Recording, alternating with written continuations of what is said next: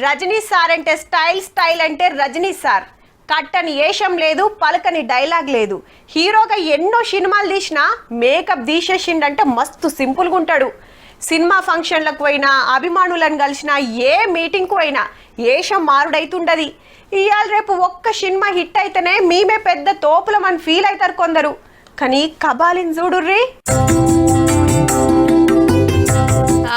గుహలో కూర్చొని ధ్యానం చేస్తున్నది రజనీకాంత్ సారే. మల్లో పారి హిమాలయాల యాత్రకు పోయిండుల్లా.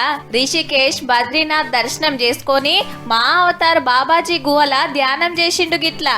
అంగి తెల్ల పాయింట్, చలి పెట్టకుండా గరం కోటు, నెత్తికి టోపీ, చేతుల కట్టే.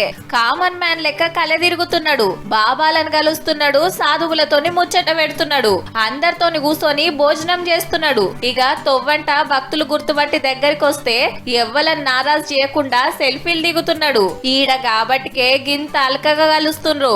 అదే మద్రాస్ లను, హైదరాబాద్ లను గీ ఛాన్స్ దొరుకుతుందా మరి? రజనీకాంత్ సారు హిమాలయాలకు పోవుడు ఇదేం తొలుత కాదబ్బా. తీరువాటం దొరికినప్పుడల్లా పోతూనే ఉంటాడు. సారుకి ఇప్పుడు 74 ఏండ్లు. షూటింగులు, ఫైటింగులు, పాటలు, ఫంక్షన్లు, ఫ్యాన్స్ మీటింగ్లతోని జైల్లో పెట్టినట్టుంటదని పానం నిమ్మలం చేసుకుంటానికి ఇట్లా నచ్చిన యాత్రలకు పోయి వస్తాడన్నట్టు. కానీ అంత తోపు హీరో ఇంత సింపుల్ గా తిరుగుడే గిరేట్ కదా. మరెవలక్కడ కబాలి.